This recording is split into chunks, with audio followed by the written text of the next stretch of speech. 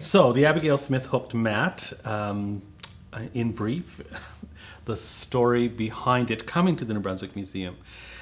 It's been at the New Brunswick Museum since 1944, and actually it was brought to our attention because it was actually for sale at an antique dealer in Maine.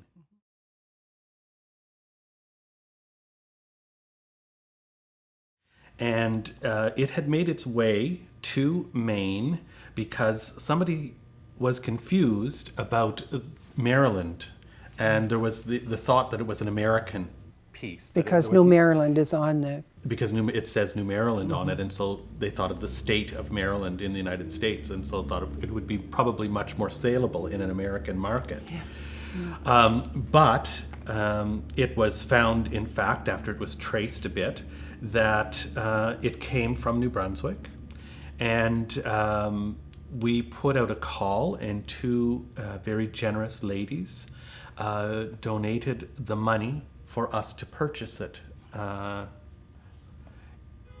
which was quite something. It was 1944, right in the sort of the depths of the Second World War. Yeah. Not a lot of extra money around. In fact, part of the museum had been commandeered as a headquarters for the army in St. John. So we part of our space was occupied. So it has an interesting history that way. It my first engagement, if you want, with the Abigail Smith hooked mat was the request from the Heritage Ruck Hooking Guild for the 1995 exhibition in Fredericton, and so we coordinated. We looked at the mat because it was extremely fragile. It's done on a piece of burlap. Or jute. It's hard to tell exactly. We argue about it all the time. And it had some repairs, as I recall, when we originally looked at it, that we had to make some decisions about because they were causing the modern repairs that had been done, I think, before it, while it was still at the dealers. In the 1940s, there were some pieces of newer burlap that had been attached to the back with some hooking through the original burlap, and it was actually damaging it. So we had to remove that, and because the piece was so fragile, we didn't really even want to roll it because we were afraid that the burlap would give out. So we built a sort of a shadow box case for it and loaded it into the back of a station wagon. And I remember taking it up to the National Exhibition Centre, as it was then, taking it into the exhibition, and I keep telling everyone it was almost like a church. People were, genuflecting, and it was, people were sort of in awe of this object that they had for years heard about and had read because it was illustrated in articles and books on the history of hooked mats. And so, to me, really, that was one of the sort of most profound moments for me in understanding how much power an object like that could have for people. What they understood and why they wanted to do things and why they were part of an ongoing tradition. I remember as well on the way back from Fredericton, because it was just there for the day. Yeah. That's what we had decided, because the environmental conditions were an issue. It was in February, if I'm not mistaken. It was. And so on the way back, I had this terrible car problem. I was at the Petersville Hill driving back from Fredericton to St. John, and all of the lights on the dash flashed, and I looked in the rearview mirror, and there was this huge cloud of smoke, and I thought to myself, do I save myself or do I save the mat? Well, I have to save the mat because I'll be killed if I don't save the mat. So fortunately, it wasn't a huge problem. It was a very cold wait for the tow truck to come and get the car, if you can imagine, and dark out in the middle of Petersville Hill, yes. carrying the hook mat to back to St. John. Yes, and I remember him telling this story, and I was thinking to myself, we wouldn't kill you. We'd just attack you with hooks and scissors. So I have a very close relationship with the Abigail Smith hook mat, going back over 20 years now. Yeah. Oh my gosh, it's even longer than that. It is. And so I think it was at that exhibition where we floated the idea, because it was so fragile, of making a replica or a reproduction, so that everything that was good about the Abigail Smith could be shared in a number of different ways by having a replica available. Yeah. And people that came to that exhibit, some of them, you remember there was one person that thought she was related to Abigail Smith. Yes. That's another story. Yes. But people were really interested in, of course, you have the whole rug hooking community, which wasn't huge then, but it was enough to get that feeling of almost reverence when he came in with it. Anyway, we had fun. We decided to do the replica, and it took 2.5 years. And of course, part of that was coming back here to the museum to do some research. The motifs that we could tell, at least I looked up in catalogs, old catalogs, she found them for me, in old ladies' magazines and that sort of thing.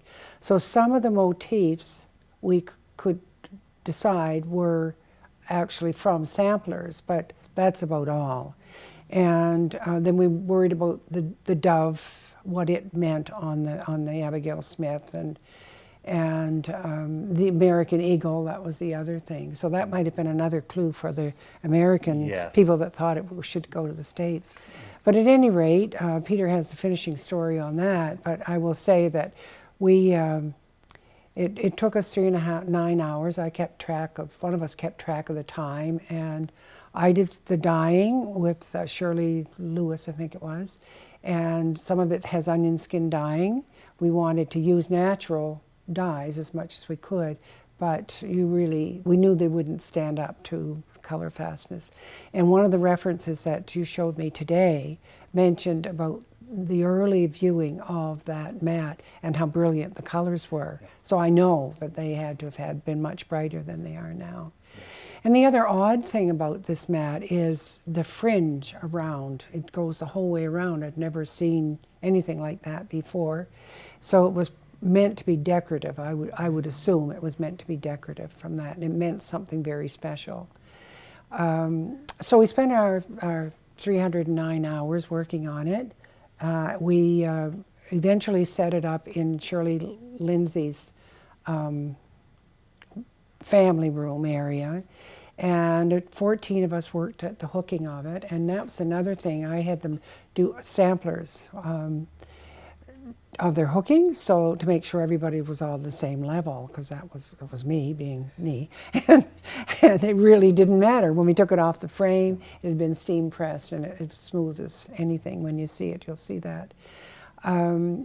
So it was an interesting when the dyeing and then the yarns. The Abigail Smith is hooked with 8-ply, and we couldn't get 8-ply. Briggs & Little didn't have an 8-ply.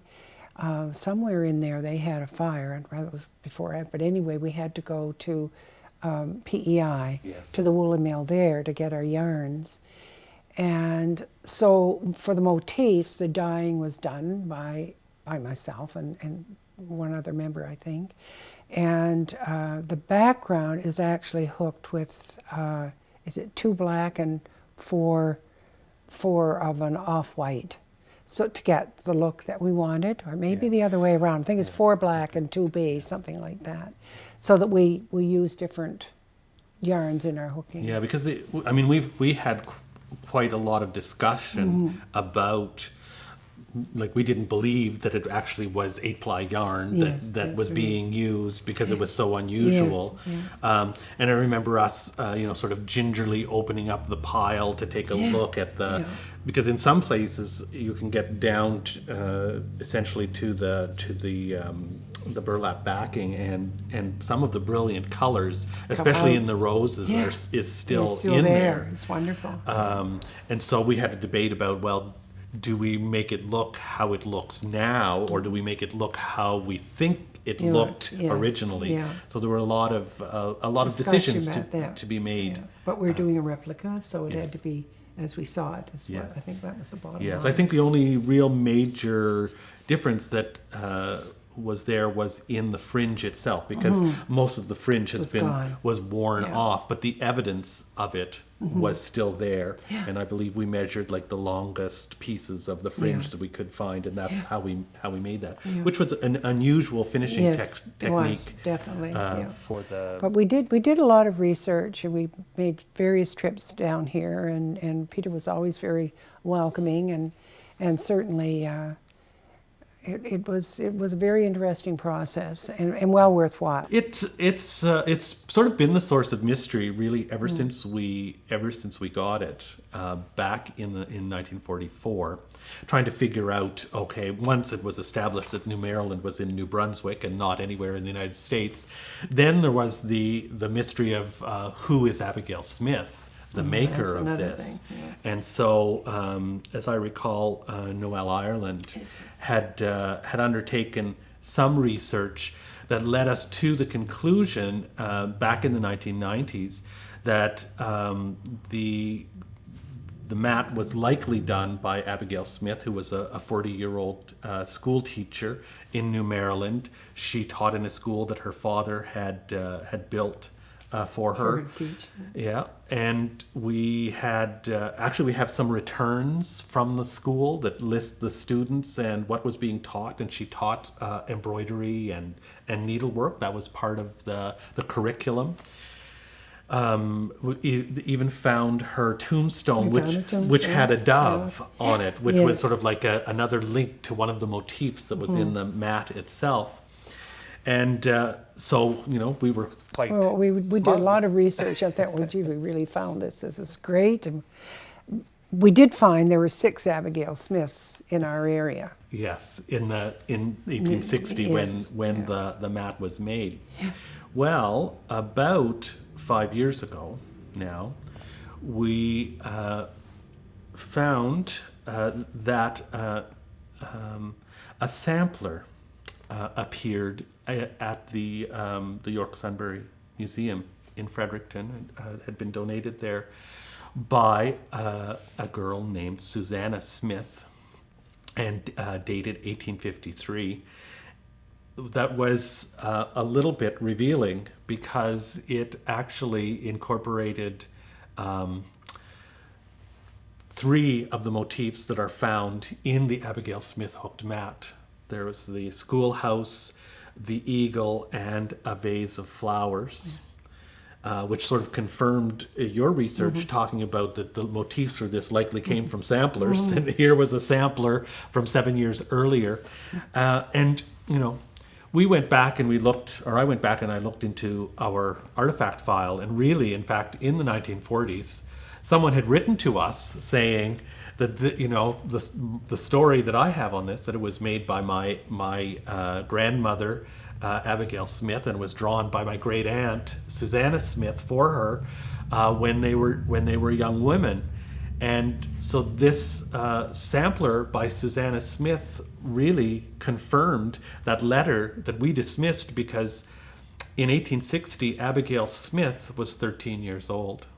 And so it just seemed impossible really for someone that young to make something so substantial and so expert, really. But then I think about it and I look back at the samplers, They made are incredible. from the 18th and early 19th century. Very young. Girls are 5 and 6 years old, making embroidered samplers that are just incredible. So you see, he had that letter here all the time. He didn't tell me. Well, I was, we were just so pompous in imagining that a teenager wouldn't be capable of this, Yeah. that it was just sort of dismissed out of hand. Yeah. But so it's wonderful to get yourself, get that kind of thing checked every Yes, once in a it's while. wonderful. No, it is Yeah, good. yeah. So, but it does show how the professionals can work with others, and everybody keeps stirring the pot a little bit, and eventually you hope something turns up, which is really what the mat registry is about, just Yes. recording some of this so that some people don't have to go through what we went through on the Abigail Smith. That's right. I think that there is a possibility, a slim possibility, that something from the mid to late 19th century may appear. I think that there is also probably more work to be done in community museums and county museums, looking at their Yes, what mat they have. collections.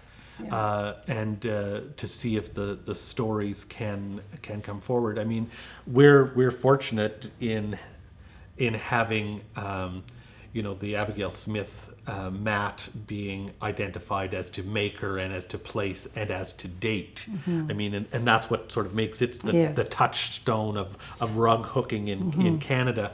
I think there are some earlier mats that have dates on them. I think there's one from 1855 or something like that, but we don't know exactly where it was made or who made it. So we know that, but it seems that 1850s, 1860s is as far back as we are able to Can go so get far, in yeah. terms of hooked mats. Even from some of the evidence that's coming forward, I've scoured diaries, I've looked through the prize lists from the county fairs to see Yeah. when people were submitting things for fancy work, and when that was, and that seems to appear in the 1860s, and by 1870. Hooked mats is a term that's being used in one of the categories at the at the county fairs. There are some other important developments that I personally would like to see represented in the museum's collection, like the what was going on in St. Andrews with Grace Helen Mowat in the 1920s. Some of the mats that were being made by women out in the community there. I also know that Peggy Nicol MacLeod, Yes. the Canadian painter, was hooking and making designs that Madge Smith, through her shop, was having made in the 1940s. We have Peggy Nicol MacLeod's patterns, the designs that she put forward for those mats, but I have yet to see one of those mats that had survived. So there are things that I'm looking Well, for. maybe if you're able to use those patterns, we could earn some money for the museum. Yes. Well, we have a collection of about 25 mats, which is not a large collection at all. It's really not enough for you to be able to start making generalizations about hooking in the province, or even during a particular time period. A number of them we don't know who made them. There are two other mats that I think are quite important, or seem to get people's heart beating a little bit when we talk about them, and those are the corn husk Yes. mats that we have in the museum's collection. One of them dates, we believe, from the 1860s, and the other one is dated February 1900. Okay. So we know that essentially that last quarter of the 19th century, that this sort of little anomalous thing was happening in Kings and Queens County in southern New Brunswick, where instead of using fragments of cloth or using wool yarn, that strips of corn husk was actually used to hook the mats. And no sign of, like I have a jute or burlap Yes. mat that's hooked with that and a bit of yarn in the middle. And I bought it in Quebec because I was told it was hooked in New Brunswick. Yes. But that's all I've known, and even that's just people talking, you know. Yes. So I think there was a lot going on. We just don't have the proof of any of it, so that makes it more difficult. I mean, I think the other challenge that we have is the sort of the influx of commercially made, commercially prepared definitely. patterns and kits that were available out of Maine and out of Nova Scotia that were widely distributed, so that they could they were appearing everywhere. I know that one of the things that's sort of come out of the mat registry, or seems to be appearing out of the mat registry, is the beginnings of the Acadian mat hooking. Yes. Which appears to be like just after the First World War, we start to see hooked mats entering into the sort of the craft tradition. They do. And we see a lot of the printed mats, the blue nose, the Garrett patterns, and some of the other ones from the States. But again, they're not going back that far. They were certainly used, so as I sold through Eaton's and that sort of thing. Yes. But when the Acadians seem to be use more imagination. Now some of those we've seen are also patterns, but quite frequently they're original designs, which is really good. Yeah. I think there was a much stronger weaving tradition in the Acadian communities that lasted longer than in many Anglophone communities. And so one of the things that you see are a lot of the woven rag mats that are used in Acadia, like the Catalan. And so I think that it was a different tradition in terms of floor coverings than the hooked mat. Yeah. Well, I think that the New Brunswick Mat Registry is a highlight in the history of mats in New Brunswick. I think this whole idea of a group of people getting together to capture this information now, especially with the sort of the people that are still around from the can remember from the 1920s and the 1930s when things were being done, and sort of that little hiatus that happens, I think, around the Second World War, where it sort of falls off a bit, and then the gradual revival of it. And I think that having people passionately involved in documenting that story and capturing that picture of hooked mats and hooking in New Brunswick is really a highlight of the history. Yeah, it is, and it's wonderful because we get a chance to experience the history of New Brunswick through this medium and know and the women. I think it's very important to realize it was basically the women. There were some men. There still are some men today, but they really, this mat registry is telling the history of New Brunswick and the women that made the mats. So it's part of our history. What is it? You forget the past at your peril. Exactly. Yes. So absolutely. And I think that that's important about this. And it's to me, it speaks a little bit about the sort of the professionalization, if you want, of the craft. That it's not something that's done not merely, but as a functional object. That there's multifacets to this, and that there is a community of people who are involved in it. It does have a function, but it is also a mode of expression that it is an art form in and of itself. It's one of those things that can cross so many boundaries. That to me, that's one of the good things about a place like New Brunswick. Is that interaction between the fine art and the fine craft, and the sort of the world that's in between, that straddles or crosses over, that there's so much space for exchange, and that's, to me, that's where great art and great craft often happen.